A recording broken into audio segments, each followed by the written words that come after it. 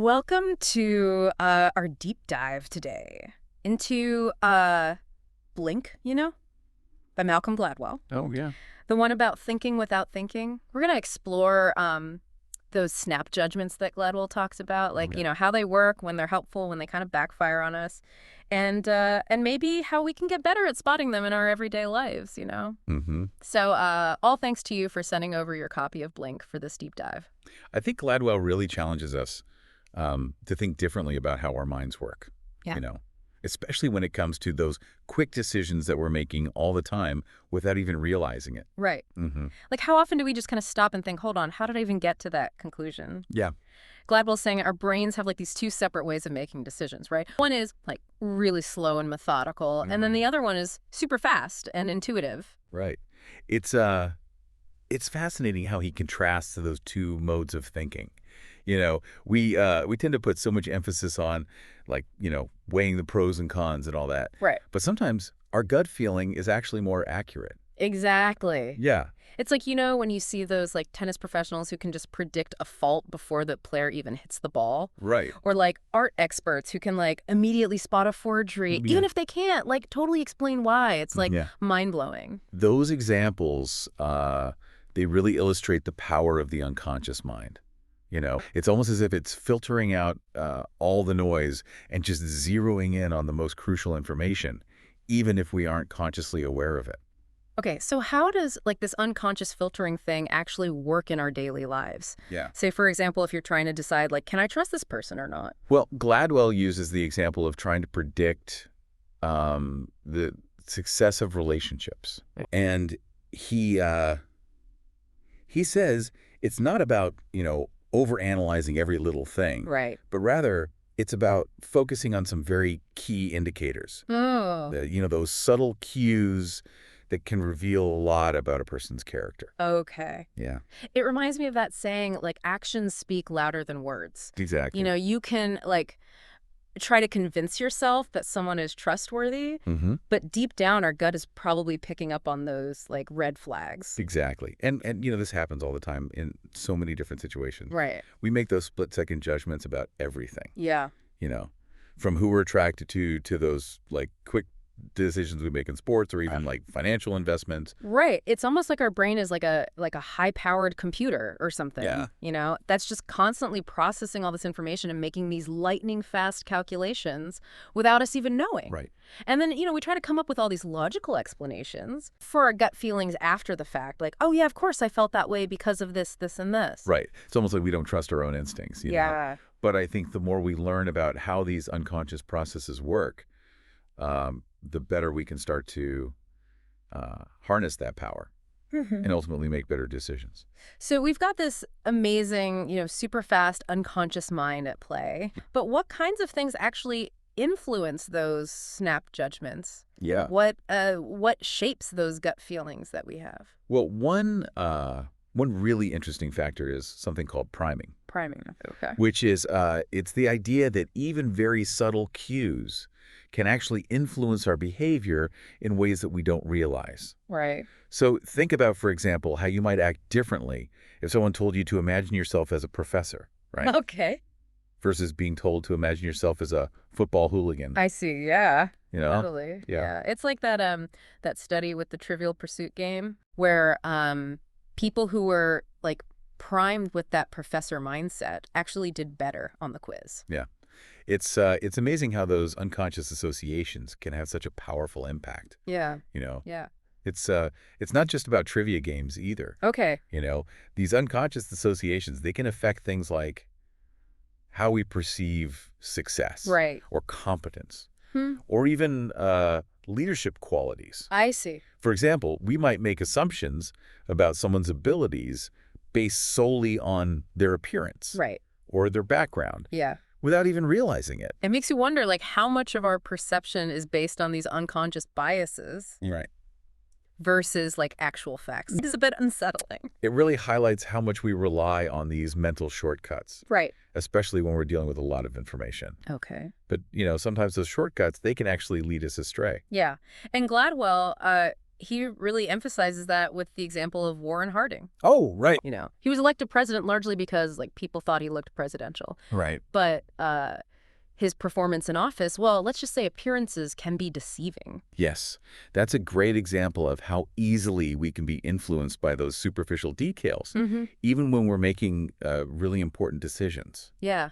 It really makes you think, like, how often are we making these snap judgments without considering, like, all of the facts? Right. Yeah. And that brings up another question, like, what happens when those snap judgments are formed under pressure? Yeah. When we're stressed out or we feel threatened, Mhm. does our brain react differently in those situations? That's when things get really interesting because Gladwell argues that stress can actually impair our ability to accurately read nonverbal cues. Wow. It's almost like we develop a kind of tunnel vision Okay. where we're only focused on that perceived threat and we miss out on other really important information. He even goes so far as to compare it to the experiences of individuals with autism.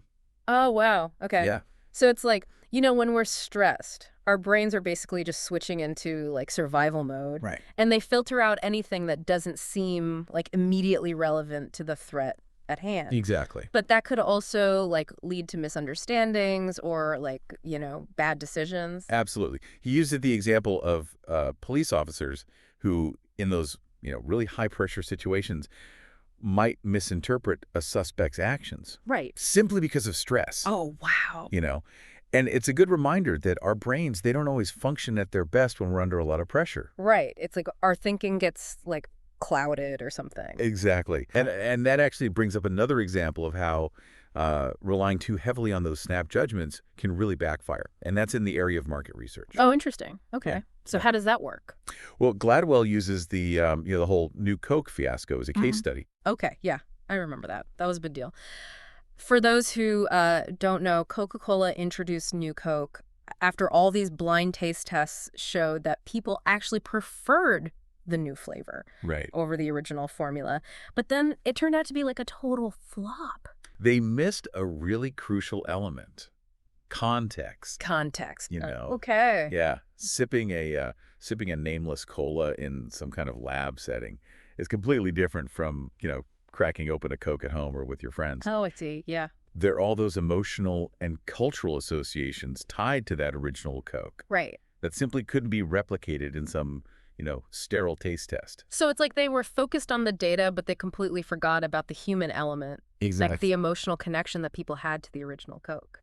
And it's a great reminder that understanding both our conscious and unconscious responses is really vital if you're trying to predict actual real-world behavior, especially when you're talking about something as personal as, taste preferences. Let's shift gears a little bit and talk about something that can be, well, a little bit uncomfortable for some people. Okay. Unconscious prejudices. Yeah, this is where things get, like, really real.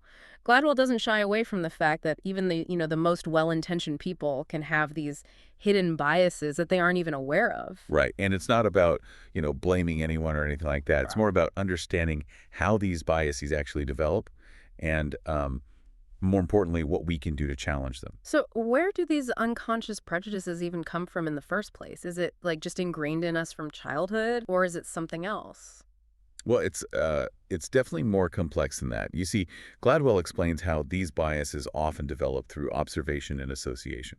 For example, we might see certain groups consistently underrepresented in positions of leadership, Right.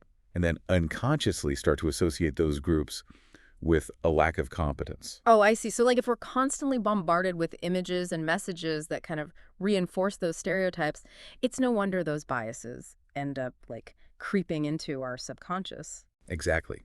And the scary part is that even if we consciously reject those stereotypes, they can still subtly influence our behavior. Right. It's almost like our brains are, like, playing tricks on us, making us think we're being objective when we're actually being swayed by all these hidden biases. Yeah. So, like, what can we do about it? Is it even possible to overcome those unconscious prejudices? Well, thankfully, Gladwell does offer a pretty hopeful message here. He suggests that by actively seeking out new experiences and really challenging our assumptions, we can start to weaken the hold of those biases. So it's about like getting out of our comfort zones and exposing ourselves to different perspectives, really like questioning those deep-seated beliefs that we have. Exactly.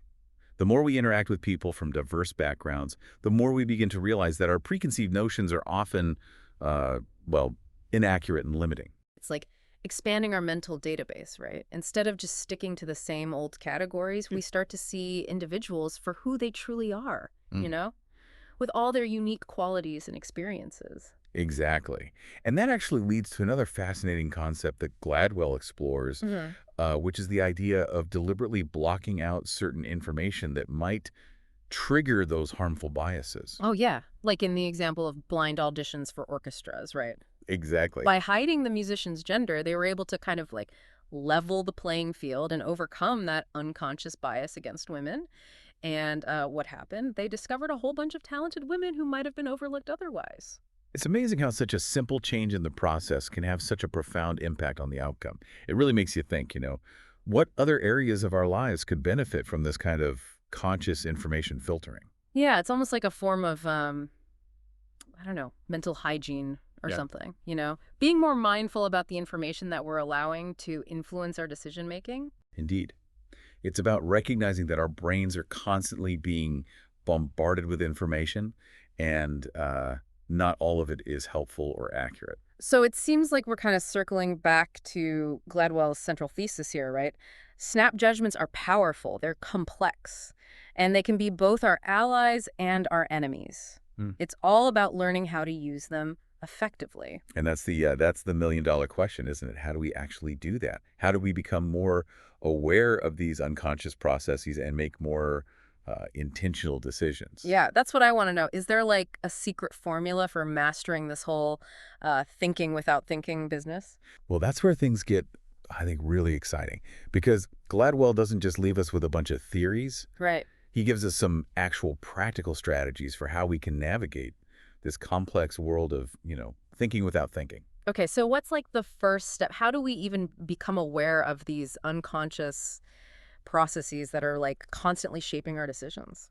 Well, one of the keys is to really cultivate what Gladwell calls thin slicing, Thin slicing. Okay. which it's essentially the ability to kind of extract the most meaningful information from just a few small cues. Okay, but how do we like train ourselves to do that? It sounds kind of, I don't know, mystical, like some sort of Jedi mind trick or something. It's not as mysterious as it sounds. It really starts with just paying close attention to our initial reactions. Okay.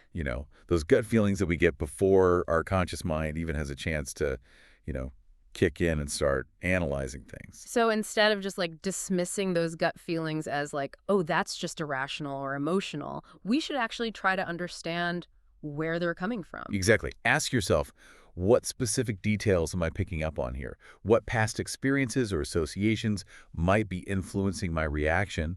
And is there something maybe that I'm missing? Okay, that makes sense. But it's not just about becoming aware of our own unconscious biases, right? Right. We also have to like guard against being manipulated by other people who might be trying to exploit those biases. Absolutely. Gladwell cautions us to be very wary of situations that are specifically designed to trigger those snap judgments, Okay. especially when we're talking about high-stakes decisions. Yeah, like those high pressure sales pitches. Or those marketing campaigns that try to create a sense of urgency or scarcity. Exactly. They're totally playing on our emotions. They are. And in those moments, it's absolutely crucial to slow down, take a step back, and really engage that conscious analytical part of our minds. Right. Don't let yourself be rushed into a decision that you might regret later. So it's about finding that balance, between trusting our intuition and also knowing when to like apply the brakes. To Right. say, hold on a second, let me really think this through. Exactly. And that's a skill that definitely takes practice, but it's absolutely essential for navigating this, increasingly complex world that we live in. It's almost like we have to become like mental detectives or something, constantly observing and questioning and like refining our understanding of how our own minds work. Yeah, and that's, I think, the real beauty of Gladwell's work. It's Yeah. not just about understanding snap judgments. It's about understanding ourselves, our strengths, our weaknesses, and our incredible capacity for both, brilliance and bias. Well, I think we've covered a lot of ground in this deep dive into Blink, from those lightning fast gut feelings to the subtle influences of priming, from the dangers of stress to the hope of overcoming unconscious bias. It's been a real eye-opener for me. And I think the most important takeaway for you, dear listener, is this. Now that you're more aware of these unconscious processes, how will you use this knowledge to make more informed, more intentional decisions in your own individual life? What will you do differently? That's a really great question to ponder. And on that note, we'll leave you to contemplate the power of thinking without thinking. Until next time, keep exploring, keep questioning, and keep diving deep.